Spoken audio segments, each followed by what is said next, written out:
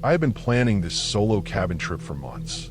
I wanted a break from everything: work, people, the constant hum of city life. I found a small cabin online, tucked away in the northern mountains, far enough from the nearest town that I wouldn't hear any cars, any neighbors, or anything that reminded me of daily life. The pictures looked perfect: wooden walls, a stone fireplace, a small porch overlooking a dense forest. The cabin had no Wi-Fi, no cell service, just the basics: running water, electricity, and a stove. I left early one Friday morning, my backpack stuffed with food, a sleeping bag, some clothes, and a small first aid kit. The drive itself was longer than I expected. The road narrowed as I climbed higher, winding through pines and firs that seemed to grow taller and closer together the higher I went. At some point, the asphalt ended, and I was on a dirt track. It had rained the night before, and the dirt was soft and sticky. My little sedan rattled over the rocks, my tires sinking slightly into the mud on the edges. I passed no other vehicles, no signs of life, just the endless stretch of gray road twisting through dark green trees. I had thought about turning back once or twice, but something in me kept going forward. Maybe curiosity, maybe just stubbornness. When I finally saw the cabin, it felt surreal. It sat on a small clearing, the forest hugging it on three sides, the fourth side sloping gently down into a small creek. The air smelled of wet pine and earth, a smell so strong it seemed to press into my nose and lungs. The porch was wet from the rain, and the wood creaked under my boots as I stepped inside. The interior was simple but comfortable. A small table with a few chairs, a tiny kitchenette, a couch pushed against the far wall, and the fireplace, which looked unused but promising. Dust coated the corners, but it felt like the kind of dust that existed in places people didn't need to clean constantly, a sign of calm isolation. I unpacked slowly, setting my bag down on the floor and pulling out some sandwiches and bottled water. The sun was beginning to lower behind the trees, throwing long shadows across the floor through the small windows. I decided to start a fire in the fireplace. It wasn't particularly cold, but the fire gave a sense of safety I didn't realize I would crave so quickly. The kindling I found in a small basket near the fireplace burned easily, and soon a warm orange light flickered across the walls. The sound of the wood crackling mixed with the occasional rustle of leaves outside, creating a rhythm I thought I would fall asleep to. By the time darkness fully settled, I realized the forest wasn't quiet, not in the typical peaceful nature sense. There were small noises, subtle but constant, branches snapping under some unseen weight, leaves brushing against each other in patterns that didn't make sense. I convinced myself it was deer or other wildlife. The first night passed without incident. I ate a cold dinner, read a few pages from a book I had brought, and eventually the fire dwindled to glowing embers. I fell asleep listening to the forest, trusting the cabin and my instincts. The second day, I went for a hike along a small trail that ran behind the cabin. The trail was narrow and uneven, roots twisting across it like old veins in the earth. I thought I was alone, but I kept catching glimpses of movement just at the edge of my vision, a shadow that wasn't quite right, a flicker of motion. I stopped more than once, scanning the trees, but saw nothing. The forest smelled damp and rich, the kind of smell that feels alive. The further I walked, the thicker the trees became. I could hear water running somewhere nearby, though I couldn't see it. I thought about how easy it would be to get lost if I didn't pay attention, and that thought made the forest feel larger, heavier. Returning to the cabin, I noticed something odd. On the porch, there were footprints in the wet soil that hadn't been there the day before. They were not animal prints, too large and shaped like boots. I froze, staring at them. The prints led from the forest up to the porch and stopped at the edge.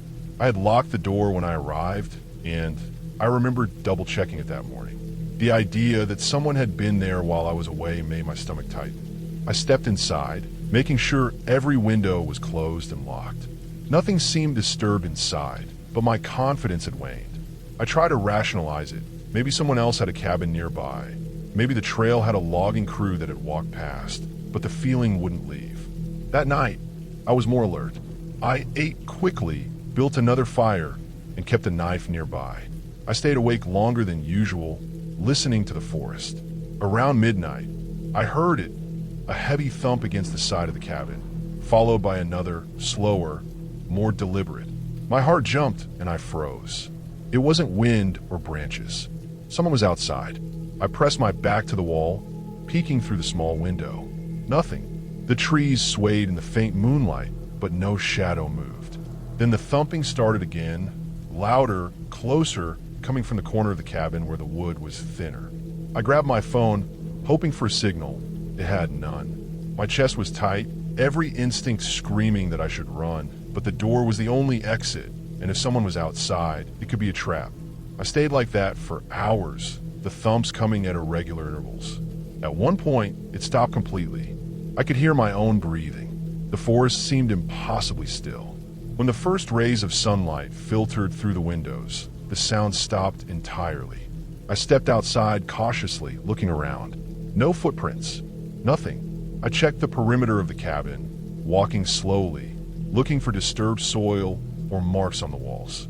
Everything seemed normal. The rest of the day, I spent preparing.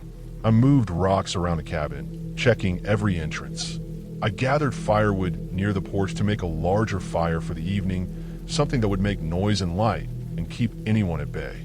I set small traps around the perimeter, not lethal, just alarms like a string of cans tied to twigs, anything that would alert me if someone approached. The sun was low again, and I was tense, expecting the previous night to repeat itself. But it didn't. The night passed quietly. By the third day, I was ready to leave. I packed methodically, triple-checking locks and making sure nothing was left behind. Driving down the dirt road, I couldn't shake the feeling that something had been there, watching, maybe following. I checked the rearview mirror constantly, expecting to see a figure among the trees, but there was nothing. When I reached the paved road again, relief washed over me like cold water. I pulled into a small gas station to get coffee and stretch, still shaky from the past days. The clerk asked where I had been, and I muttered just the mountains. I didn't tell anyone about the footprints or the thumping. I didn't want to sound paranoid. I just wanted to get back to somewhere safe. The whole drive home, I kept replaying the cabin in my mind. The smell of wet pine, the creaking wood, the shadows among the trees. It was beautiful, terrifying, and utterly isolating. I realized later that the fear wasn't just the possibility of someone else being there. It was the realization of how exposed I was. One person, alone, in a tiny cabin surrounded by endless forest. There was nowhere to hide, nowhere to call for help, and no one would know if I didn't come out. By the time I reached my apartment, the experience had shifted something in me. I had expected relaxation, a break from life, but I left with a sharpened awareness of danger, a respect for isolation I had never felt before. I never went back to that cabin, and I never took another solo trip so far into the mountains. But I still remember every detail, the forest, the footprints, the thumping against the wood. And I know that I survived not because the forest was empty, but because I paid attention, stayed alert, and never let my guard down. That knowledge, strangely, has stayed with me longer than the fear itself. A reminder of how real danger can exist in the quietest, most beautiful places. I had been looking forward to the cabin trip for months. I needed it more than I realized. A week away from everything, from people, work, the constant pressure of emails and deadlines. I found a small rental cabin through a local website, nestled deep in the mountains of northern Montana. The pictures promised isolation, a weathered wooden exterior, a small porch with a swing, dense forest all around, and a creek running nearby. No neighbors for miles, no cell service, no Wi-Fi. The idea of being entirely alone, with nothing but the forest and myself, was exactly what I wanted. I left early Friday morning, the car packed with basic supplies, food for the week, bottled water, a small first aid kit, warm clothes, and a sleeping bag. The drive started normally, paved roads winding through small towns and past empty fields. Once I reached the forest, the road narrowed, trees arching overhead until sunlight barely touched the asphalt. Eventually, the pavement ended. replaced by a rocky dirt track. The wheels of my car kicked up dust and small stones, and the tires sank slightly into softer, wet patches from a recent rain. Every mile took me farther from the world I knew. No towns, no signs of civilization, just green shadows pressing in on either side. I kept telling myself that was exactly what I wanted. When I finally arrived, the cabin appeared almost out of nowhere. It sat in a small clearing, the forest tightly enclosing it on three sides, with the fourth side sloping gently down to a narrow creek. The air was sharp and damp, carrying the smell of pine, wet earth, and something faintly metallic that I later realized was just the iron-rich soil near the creek. The porch creaked under my boots as I stepped up. The cabin looked lived in, but abandoned. The kind of place that had been carefully maintained, but only occasionally occupied. Inside, the cabin was simple but functional. A small table with two chairs sat near the window. A kitchenette with a tiny fridge, stove, and sink ran along one wall. The fireplace dominated the living space, a large stone structure that looked like it could burn for hours without needing attention. A single couch was pushed against the far wall, and a small bookshelf held a scattering of old novels and survival guides. Dust had collected in corners, but it was the type of dust that suggested the place was not neglected, just rarely used. I unpacked slowly, taking note of the layout, checking the locks on the doors and windows, and making sure the electricity and water worked. The sun was already dropping behind the trees, turning the forest outside into a dark, almost solid wall of shadow. I decided to build a fire in the fireplace. The kindling was easy to light, and soon the room glowed with orange light, the shadows of the logs flickering across the walls. Outside, the forest made small noises, branches snapping, leaves rustling, but the fire made it seem distant, almost safe. That first night, I slept fitfully. Every small sound made me startle. The wind pushed branches against the cabin, making tapping sounds that sometimes echoed like someone walking on the roof. I told myself it was normal that the forest was full of life. Deer, birds, maybe even a bear wandering far off. Still, I couldn't shake a sense of being watched. I finally drifted off, the fire dying slowly into glowing embers. The second day, I explored the trail behind the cabin. It was narrow and overgrown in places, twisting through dense trees and climbing small hills. The forest floor was uneven, roots protruding like old veins from the soil, rocks jutting out unexpectedly. I thought I was alone, but I kept catching glimpses of movement at the edge of my vision. Shadows that vanished the instant I looked directly. Birds took off suddenly from nearby branches, but there was no sound of human presence, no signs that anyone had walked this trail recently. When I returned to the cabin, I noticed something that froze me. Footprints, large and unmistakably human, led from the forest up to the porch. They were wet and fresh, the same size as the boots I wore myself. I stared at them for a long time, heart racing. The cabin had been locked when I left, all the windows closed. Someone had been here. I scoured the area around the porch for other signs, broken branches, disturbed leaves, but there was nothing else. Inside, everything was as I had left it. Nothing had been touched, nothing stolen. Yet the proof was undeniable. Someone had been there, had walked right up to my door. That night, I was unable to sleep at all. I ate quickly, kept a fire going, and stayed alert, listening for the slightest sound. Around midnight, I heard it, a heavy, deliberate thump against the side of the cabin. Then another, slower, methodical. My heart leapt. I stayed crouched near the fireplace, knife in hand, peeking through the curtains. The forest seemed impossibly still. Then the thumping came again, louder, moving along the side of the cabin. The sound of wood-resisting force, of someone testing the structure, echoed in the quiet night. I froze, my body tensing, my mind racing through every possible scenario. Hours passed like that. Every small rustle, every whisper of the wind made me jump. I could not tell if the intruder had left or was waiting, hidden in the shadows beyond the tree line. I stayed alert until dawn, eyes scanning the dark, the knife clutched so tightly my knuckles ached.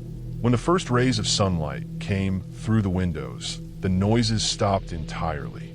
I forced myself outside, carefully checking the perimeter of the cabin. No footprints, no signs that anyone had been there overnight. Nothing at all except the forest and the remnants of last night's panic.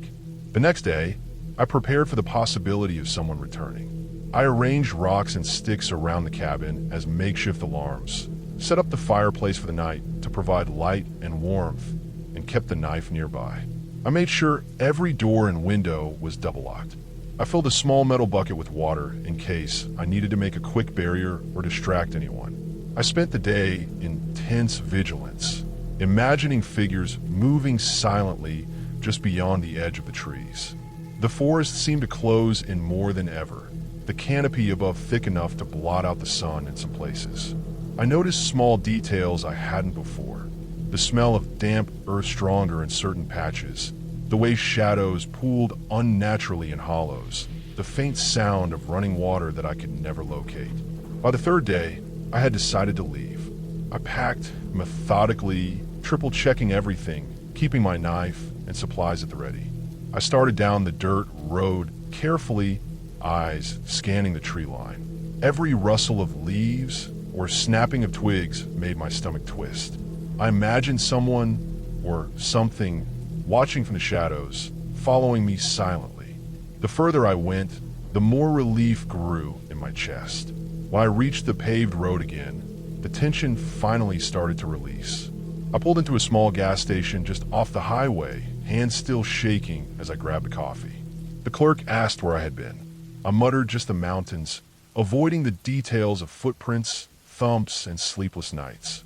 I didn't want anyone to think I was paranoid. I just wanted to be safe. The whole drive home was tense. I kept checking the rearview mirror, expecting to see someone or something behind me. The memory of the cabin lingered. The smell of pine, the damp soil, the creaking porch, the thumps in the night. I realized that the fear wasn't just about someone being there. It was the knowledge of how isolated I had been, how completely exposed.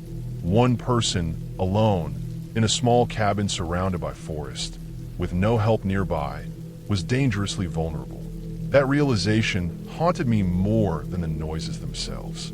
When I finally pulled into my driveway at home, the relief was overwhelming. I had survived something simple yet terrifying: solitude, isolation, and the possibility of an intruder. The experience changed me. I became aware of the small vulnerabilities in my daily life, of the things I'd taken for granted. I never went back to that cabin, and I never took a solo trip so far into the wilderness again. But I still remember every detail: the forest, the footprints, the heavy thumps.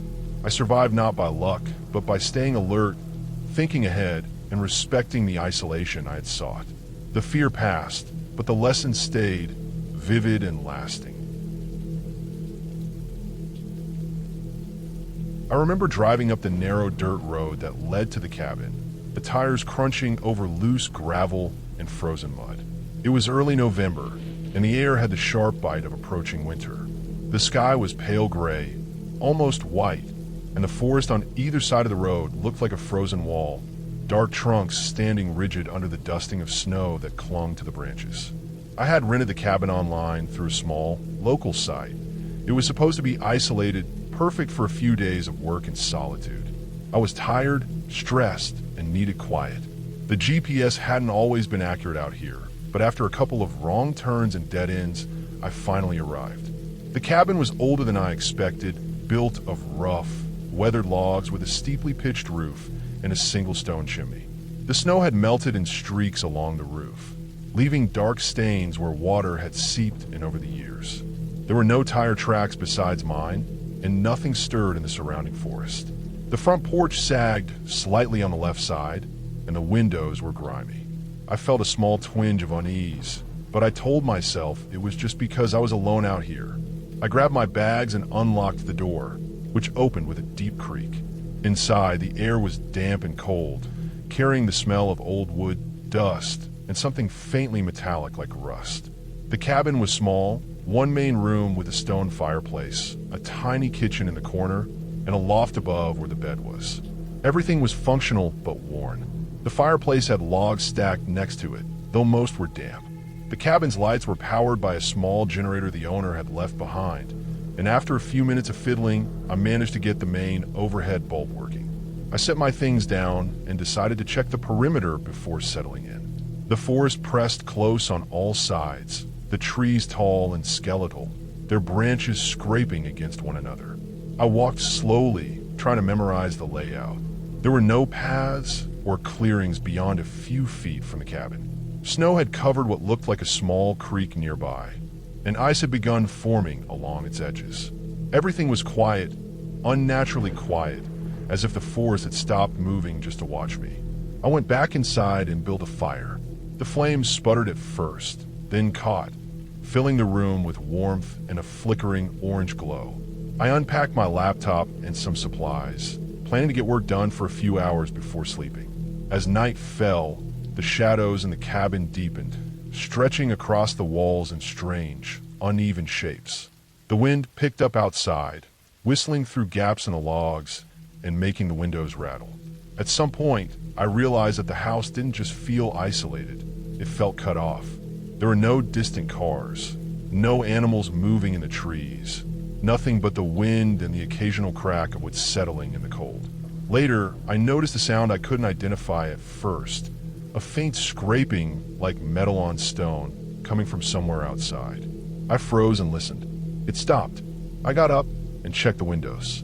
Everything was still, the trees unmoving except for the occasional sway from the wind. I tried to rationalize it, maybe a branch hitting a rock or ice sliding down from the roof, but my stomach tightened. It wasn't natural. The sound came again, intermittent, soft, but deliberate, always stopping when I moved toward it. I forced myself to work for a while, telling myself I was being paranoid. I could hear the occasional squeak from the cabin's frame and the wind rattling the roof, but the scraping never returned while I stayed near the light of the fire. Around midnight, I decided to check the generator and the back door. The cabin had a small back porch that faced deeper into the woods. As I stepped outside, the cold hit me like a wall. Snow had started again, light flakes drifting in the lamplight. The scraping sound started again, but this time I could hear it coming from near the tree-line, maybe 20 feet away. I froze. My first thought was that it was a tree rubbing against another tree, but the sound was too rhythmic, too controlled. My eyes scanned the shadows, and for a moment, I thought I saw a figure moving just beyond the tree line. I blinked. Nothing. My heart was racing, my breath visible in the cold air. I went back inside quickly, locked the doors, and stayed by the fire, trying to convince myself I was imagining it. The night dragged on. I tried to sleep, but every little sound made me tense. When I finally gave in and grabbed a flashlight, I noticed that the back door's wooden latch had been moved. I was sure I had locked it. My mind raced with explanations. Maybe the wind, maybe the house settling, but instinct told me it wasn't natural. I spent the rest of the night awake, sitting on the edge of the bed, fire dying down, listening to the wind, and trying to parse the scraping sound from the creaking of the cabin. I didn't sleep much. By morning, the sky had cleared, leaving the forest in pale winter light. I forced myself to go outside to inspect the area. Footprints in the snow led from the tree-line to the back porch. They were shallow, like someone had walked lightly, and then disappeared into the trees again. My stomach sank. Whoever, or whatever, had come close had been careful, deliberate, and watching. I packed up my things and left the cabin without looking back, driving carefully down the frozen road, trying not to think about how close the figure might have been. Weeks later, I called the rental company to explain what had happened. They were polite, took down my report, and assured me that the cabin was rarely rented and hadn't had issues before. I asked if anyone else had reported similar experiences. They paused, then said quietly that one guest had called about noises in the trees, but when they checked, they found nothing. The cabin sat in the same isolation in the same forest, and no one seemed to know why the place gave off the feeling that it was being watched. I never went back, but I kept the footage from my phone's small camera I had left on overnight. In the morning light, when I finally reviewed it, I could see faint shadows moving in the distance, slight, quick, almost too brief to notice, but definitely shapes that had been there while I slept. The clarity wasn't enough to identify anything, but enough to confirm that I hadn't imagined it. Over time, the unease faded, but the memory of the cabin never did. I learned that some places, no matter how mundane they seem, can feel wrong in ways that don't make sense. I never doubted that night again, and I still keep my travel plans within easy reach of help. The lesson stayed with me. Isolation has its risks, and some quiet places are silent for a reason. The cabin, with its creaking logs, damp air, and those careful, watching movements and shadows, taught me that reality can be terrifying enough without anything supernatural, and that sometimes the scariest thing is just how alone and observed you can feel. I never returned, but I know exactly where it is, and I know exactly what I felt.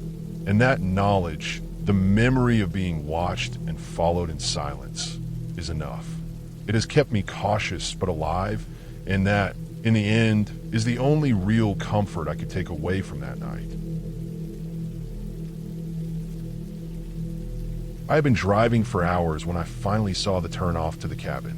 The GPS had stopped giving reliable directions somewhere an hour back, leaving me on a series of dirt roads that twisted through thick, unbroken forest. It was mid-December, the air already holding that cold, sharp edge that makes your lungs ache if you breathe too fast. The sun had started dipping behind the trees, and the shadows grew long and black along the road. The tires of my car rattled over frozen mud, and small patches of ice made me brake carefully more than once. I was alone, carrying nothing but a small backpack, a duffel bag, and a camera I intended to use to document the weekend away. The cabin itself was small and weathered, set back a few hundred feet from the road, almost hidden by thick pine and fir trees.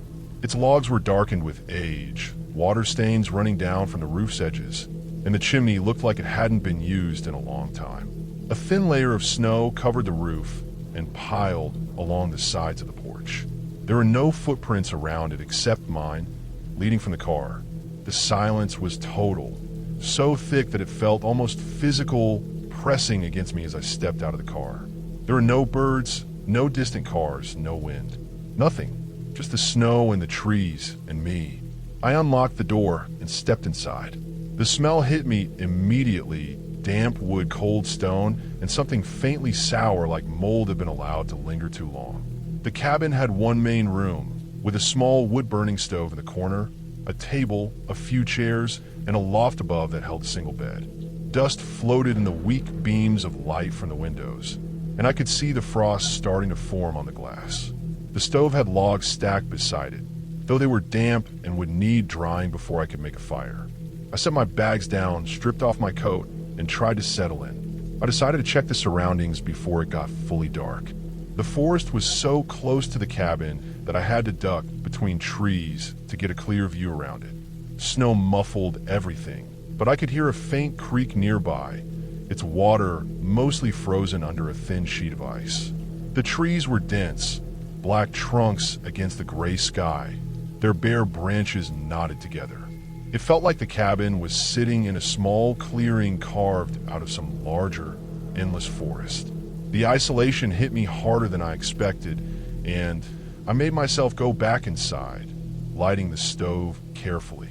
The fire sputtered at first, then began to crackle and spit small sparks that danced across the metal of the stove. I unpacked my camera and laptop, intending to do a few hours of work while keeping an eye on the fire. The light from the flames painted the walls in shifting patterns, and the shadows seemed to move just slightly differently than the light. I shook off the unease and concentrated on my screen. Hours passed. I heard nothing at first but the fire and the occasional settling of the logs.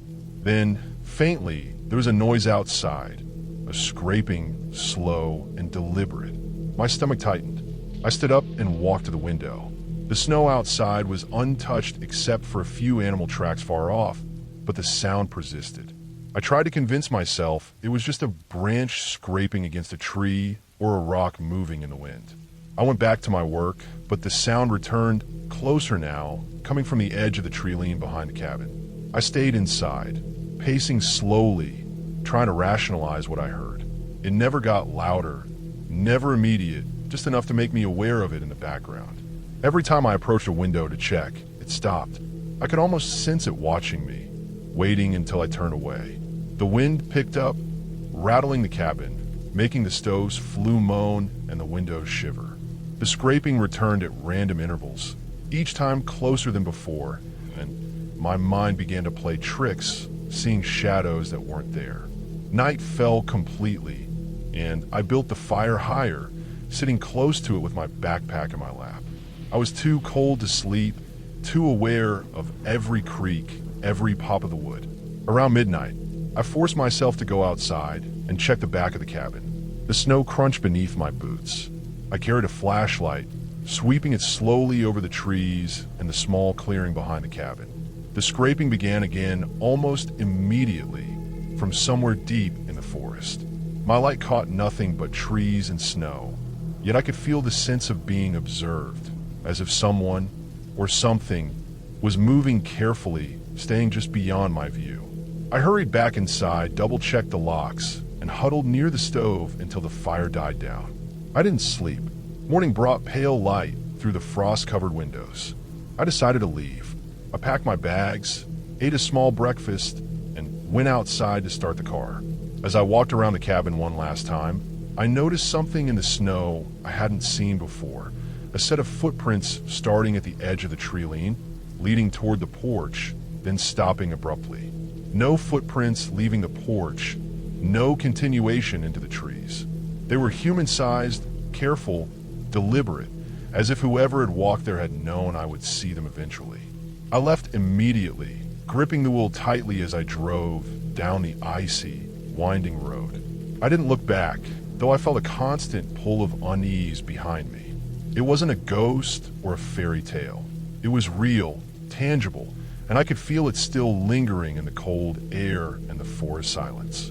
Weeks later, I contacted the rental service to explain what had happened. They were polite, took down my report, and said they would inspect the cabin. They asked if anyone else had stayed there and mentioned vaguely that a previous guest had reported similar noises, though nothing was ever found. The cabin remained listed, still secluded, still quiet, still dangerous in ways that no one could quite explain. The lesson stayed with me. Isolation has its dangers that no one talks about. The quiet, the watching, the way ordinary things can feel menacing when you're completely alone. I never returned, but I kept a close memory of the footprints, the scraping, the cold that didn't just touch my skin but seemed to press against my chest. I never doubted that night. The cabin hadn't hurt me directly, hadn't trapped me, hadn't threatened me with weapons, yet it had reminded me how small and vulnerable a person can be when left alone in the middle of nowhere. I learned to respect the forest, the silence, and the emptiness. In that understanding, the knowledge that I had survived it fully aware was enough. I never looked for explanations beyond what I could see or hear. It was terrifying, yes, but it was real, and that made it stick with me in a way nothing imagined ever could. I left the cabin behind, but the memory of it, the feeling of being watched while I was entirely alone, stayed with me. I learned to prepare better, to travel cautiously, and to trust my instincts. That weekend taught me that fear doesn't need monsters or spirits. Sometimes it comes from the quiet, the unknown, and the simple, undeniable fact that in some places you are completely alone, and someone or something might be paying attention. I never went back, and I never will, but I carry that lesson everywhere I go. It has kept me alive, alert, and deeply aware of the world around me. I had been planning the trip for months. The cabin I found online was far enough from civilization that I wouldn't hear anything beyond the forest, a place where no one could bother me, and I could finally be alone with my thoughts. I drove up Friday morning, my car packed with food, water, a sleeping bag, warm clothes, and a first aid kit. The GPS said I would arrive in 3 hours, but as I drove further into the mountains, the roads became narrower and steeper, winding through dense trees that blocked most of the sunlight. The paved road ended sooner than I expected, replaced by a rocky dirt track littered with fallen branches and puddles from the previous night's rain. My tires sank slightly into the wet earth, and I had to take it slow, maneuvering carefully to avoid getting stuck. When I finally saw the cabin, I felt a mix of relief and unease.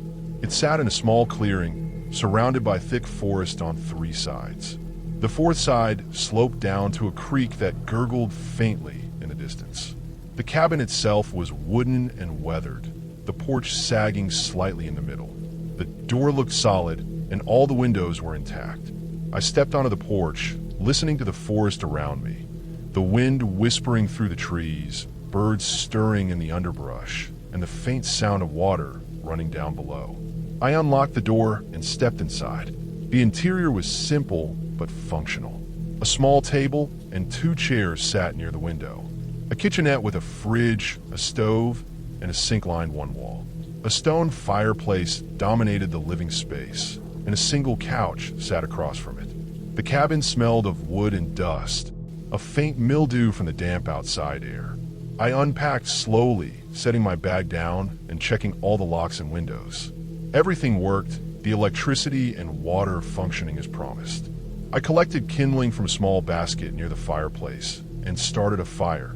The smell of burning would filling the room and casting shadows that danced across the walls. That first night, I slept fitfully. Every small sound made me jump. The rustling of leaves, the occasional snap of a branch, the way the wind pushed against the windows. I told myself it was normal, the forest alive, animals moving through the undergrowth. Yet, when I woke in the middle of the night, I could have sworn I heard something heavier than a branch scraping against the cabin. I pressed myself against the wall, straining to listen. Nothing followed, and eventually I drifted back to sleep. The next morning, I explored a trail behind the cabin. The path was narrow and uneven, roots snaking across the dirt, rocks jutting out at odd angles. I convinced myself I was alone, but I kept catching movement at the edge of my vision. Shadows that seemed to move when I wasn't looking directly. Birds scattered overhead, their cries sharp and sudden, echoing through the forest. I told myself it was nothing, just the forest being alive. The deeper I went, the denser the trees became, until sunlight barely broke through the canopy. I realized how easy it would be to get lost here, how isolated this place truly was. Returning to the cabin, I noticed footprints on the porch. They were fresh and clearly human, large, the size of my boots, pressed into the damp wood. My heart jumped. I had locked the door when I left, and all the windows were closed. Someone had been here. I circled the cabin, looking for any other signs, but there was nothing. Inside, everything was untouched. Still, the presence of those prints sent a shiver down my spine. I tried to rationalize it. Maybe someone from a nearby cabin, a hiker who had wandered off the trail, but there were no other cabins for miles, and the trail didn't connect to any known paths. That night, I could not sleep. I kept the fire burning, knife on the table next to me, my senses alert. Around midnight, I heard it, a heavy thump against the side of the cabin, followed by another, slower, more deliberate. My heart pounded as I froze. I pressed my back against the wall, eyes on the window. The sound came again, moving along the side, a thudding that could not be mistaken for wind or falling branches. I imagined someone testing the walls, checking if the cabin could be entered. My mind raced through worst-case scenarios. What if someone was hiding in the woods, waiting for me to fall asleep? I gripped the knife tighter and stayed crouched near the fireplace, listening to every small sound, every shift in the forest. Hours passed like that. The thumping stopped, but I could hear other noises, twigs snapping in the distance, leaves brushing together. My breathing was loud in the stillness, and I knew any intruder could hear it. When the first light of dawn hit the windows, I stepped outside cautiously, checking the perimeter. There were no footprints beyond the porch, no signs anyone had been outside overnight. The forest seemed undisturbed, yet I could not shake the feeling of being watched. The next day, I prepared as best I could. I arranged sticks and rocks around the cabin to serve as makeshift alarms. I gathered extra firewood near the porch, planning to keep a large fire burning that night. I checked the locks, reinforced weak points, and kept the knife close at hand. Every small sound, from the creak to the rustle of a squirrel, made me tense. I realized that the forest could be dangerous not just because of wildlife, but because of how easy it would be for someone to approach unnoticed. By the third day, I decided to leave. I packed carefully, making sure nothing was left behind, and double-checked the locks. I drove slowly down the dirt road, scanning the tree line constantly. Every rustle of leaves, every snap of a branch made my stomach twist. I imagined someone following me, just out of sight, moving silently behind the trees. The further I drove, the more relief I felt. When I reached the paved road, I felt a weight lift from my shoulders. At a small gas station, I pulled in to get coffee and stretch. My hand still shook as I filled the cup. The clerk asked where I had been, and I said, "Just the mountains," keeping the rest to myself. I didn't want anyone to think I was paranoid. The cabin had been beautiful, isolated, and peaceful during the day, but at night it had been terrifying. The isolation was a vulnerability I had not anticipated. I realized that being alone meant being completely exposed, and even in the absence of another person, the possibility of danger made every small sound threatening. The whole drive home was tense. I kept checking the rearview mirror, expecting to see a figure among the trees. I thought about the footprints on the porch, the thumps on the cabin walls, the way the forest seemed alive and aware. It was a lesson I would never forget. Solitude in the wilderness comes with real risk, and survival depends on vigilance, preparation, and respect for the environment. When I finally reached my apartment, the relief was overwhelming. I was home, safe, but forever changed. I never returned to that cabin and never took another solo trip so far into the mountains. Yet I remembered every detail. The smell of wet pine, the sound of branches underfoot, the way shadows pooled in hollows, the thumping against the wood. I survived not because the forest was empty, but because I stayed alert, planned carefully, and respected the isolation. The fear faded eventually, but the lesson stayed vivid, a permanent reminder of the fragile line between safety and danger when no one is around to help. I had been dreaming of this trip for months, the kind of escape where the city would disappear behind me and the only sound would be the wind in the pines. I found a small cabin for rent on a mountain trail several hours from the nearest town. The listing promised isolation, snow-covered slopes, and a chance to be completely alone.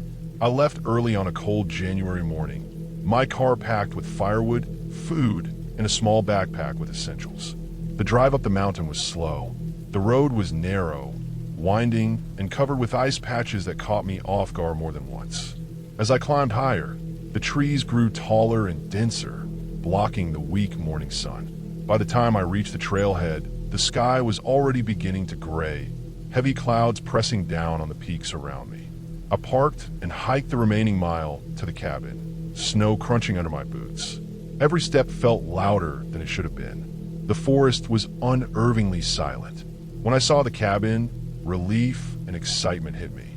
It was small but solid, built into a slight rise with a view of the mountain slopes below. A stack of firewood sat neatly by the porch, and smoke stains around the chimney suggested the previous visitors had kept it warm. I tried the door. It was unlocked, exactly as the instructions had said, and stepped inside. The air was cold, but not freezing. Dust lay on the floorboards in thin layers, but the place smelled faintly of pine and old wood, and a small metal stove waited in the corner, ready for fire. I set my things down and started unpacking. The windows were small, but gave a panoramic view of the surrounding mountain ridges. Snow covered everything beyond the clearing, thick and pristine. For a while, I just stood there, staring. It was the kind of quiet that was almost too loud, where every snap of a branch or shift of snow sounded enormous. I built a fire in the stove, the flames sputtering at first, then growing steady. The cabin suddenly felt warmer and safer. I settled in to organize my supplies, stacking firewood, checking the food I brought, and making sure the cabin was in working order. The first night was difficult, not because of the cold. The stove kept the room toasty, but because of the sounds outside. Around midnight, I heard something moving through the snow near the tree line. Heavy, deliberate steps, crunching under the weight of snow that hadn't fallen in the clearing.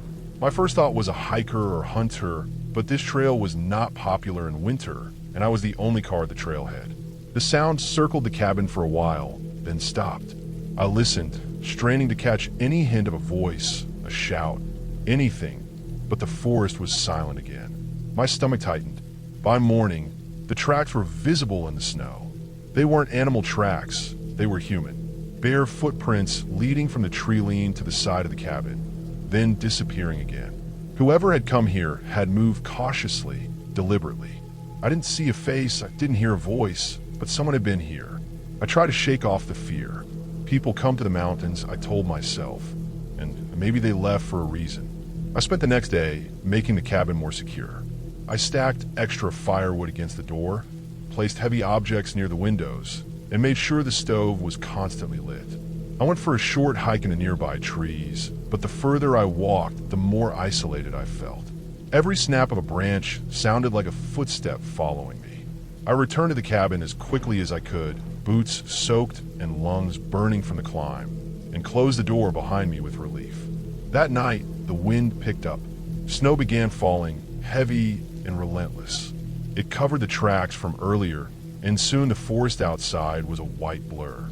I stayed close to the fire, checking the locks and making mental notes of every noise. Around 2 a.m., I heard again footsteps in the snow, soft at first, then heavier. Something was circling the cabin. I stayed absolutely still, listening. A branch snapped close to the window, then silence. My heart pounded in my chest. I knew someone was out there, watching, waiting. I decided then that I couldn't stay. Not like this. Not knowing if the person outside had any intentions, whether they were armed or just curious.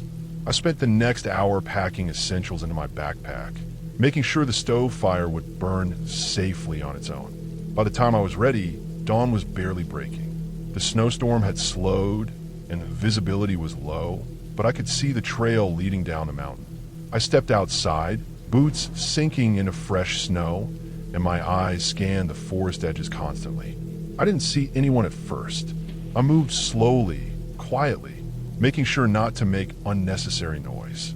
The further down the mountain I went, the more tracks I noticed in the snow, some leading down the slope, some toward the tree lean, crisscrossing, overlapping. Whoever had been near the cabin had been moving through the area for hours, maybe even overnight. I kept a careful distance, avoiding the tracks as best I could. My lungs burned from the climb, my fingers were numb, but I forced myself to keep going. Hours later, I finally reached the main road. My car was still where I had left it, tires spinning slightly in the packed snow. Relief flooded me.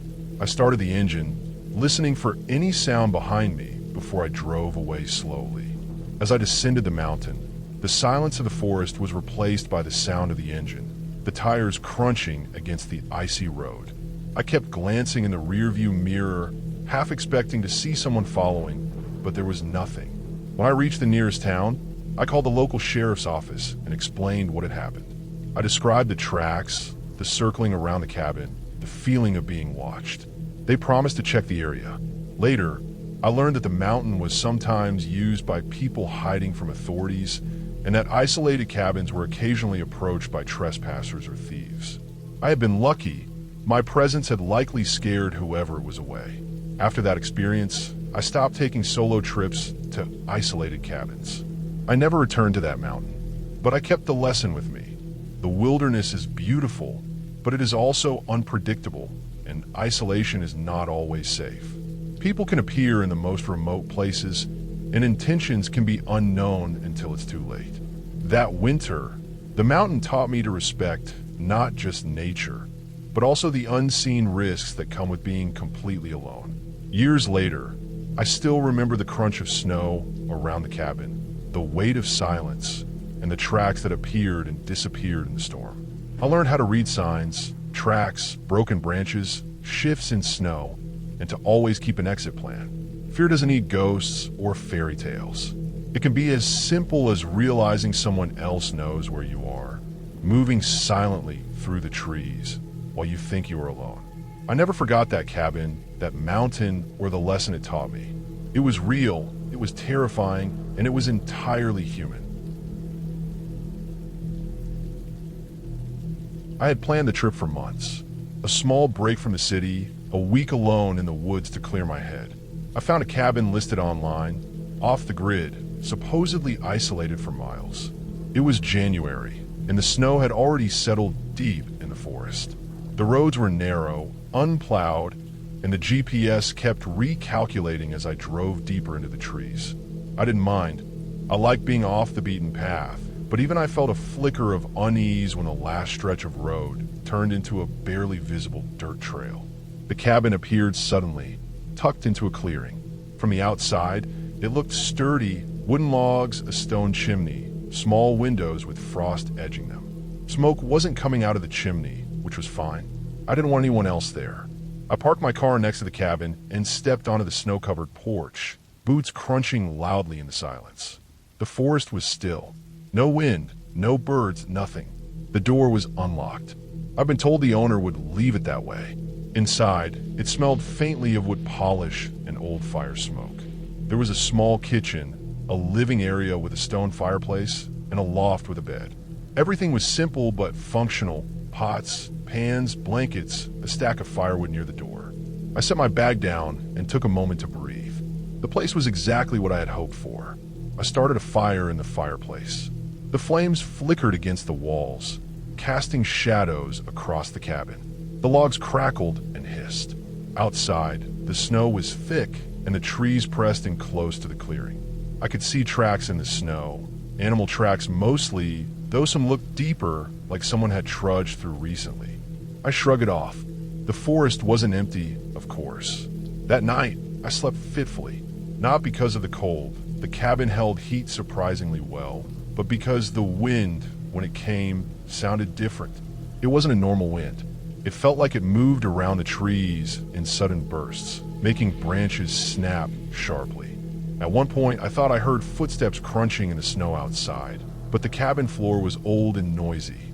I told myself I was imagining it. Morning brought bright sunlight, reflecting off the snow. I went outside to explore, snow crunching under my boots. The tracks I had noticed last night were still there, leading into the forest. They were human. The thought made my stomach tighten. Whoever had passed through before hadn't made a sound, and now I had no idea where they had gone. I checked my phone. No signal. Of course. I spent the day chopping wood, exploring the perimeter, and making sure the cabin was secure. By nightfall, the wind had picked up. Snow was falling lightly, coating the clearing in fresh white. I had just gotten the fire going when I heard it, sharp, deliberate knocks on the cabin door. My heart jumped. I froze. The wind could knock branches against the roof or walls, I told myself, but this was a pattern. Knock, pause, knock, pause. Someone was at the door. I grabbed a flashlight and edged toward the door, careful not to make a sound. The knocking stopped. I shone the beam outside. Nothing. No footprints in the fresh snow. I checked all the windows. The forest looked empty. Still, I didn't feel safe. I pulled the door closed and locked it from the inside, double-checking every lock, every bolt. I tried to sleep again, but every creak of the cabin, every snap of a branch outside, made me tense. Around 3 a.m., I heard it again, this time from the back of the cabin, near the small storage shed. Heavy steps, crunching through the snow. I stayed perfectly still, heart pounding so hard it felt like it might burst. The steps stopped right outside the shed. I couldn't see, couldn't move, and then I heard a metallic scrape like someone was dragging something across the snow. I didn't think. I grabbed the largest fireplace poker I had and quietly crept toward the window. Peering out, I saw movement, shadows among the trees. Someone was there, crouched, dragging what looked like a large bag or bundle through the snow. I watched for what felt like an eternity, frozen in place, until they disappeared behind the trees. I didn't sleep for the rest of the night. When dawn finally came, I didn't wait. I packed my things as quietly as I could, double-checking that the doors were locked. My plan was to leave immediately, drive back the way I came, and never return. I stepped outside and noticed something that made my blood run cold. Around the back of the cabin, half buried in the snow, was a small canvas bag. Not far from it, a trail of human footprints leading into the woods. I didn't touch it. I didn't want to know. The drive back was tense. Every shadow in the trees made me flinch. Every snow-laden branch looked like it might conceal someone watching. I kept the car on a narrow trail I coming on, only stopping to make sure my tires were gripping. Hours later, I finally saw the edge of the forest, the road widening, and the first signs of civilization. Relief washed over me, but I stayed alert, scanning the tree line until the last possible moment. When I got home, I called the local sheriff's office. I explained what had happened, the footprints the bag left behind. They said they would check it out. A week later, I received a call. The sheriff told me the cabin had been used by a small group of people hiding stolen goods in the area. No one was caught at the time I'd stayed there, but they had recovered the stash and warned the owner. They also confirmed that others had reported seeing people in the area, moving stealthily through the woods. The knocks, the footsteps, the bag. I had witnessed exactly what they had described. After that, I never went back to cabins in the woods alone. I stayed in places with neighbors, roads, and cell service. I made a rule. Isolation could be peaceful, but could also be dangerous in ways you don't see coming. That winter in the cabin taught me that fear doesn't need ghosts. It can be as simple as another person with unknown intentions, hidden in the forest, waiting while you think you're alone. I kept the memory of those footsteps for years. Every time I see a cabin in the woods, I remember the sound of someone dragging a bundle in the snow, and I shiver. The experience stayed with me, but it also gave me a strange sense of clarity. I learned how to read the signs, tracks, noises, patterns, and I learned to respect the wilderness not just for its beauty, but for its unpredictability. I kept that lesson with me in every hike, every trip, every cabin I visited afterward. Life can be dangerous, even in the quietest, most peaceful places. The woods may look empty, but that doesn't mean they are. I never let myself forget that again.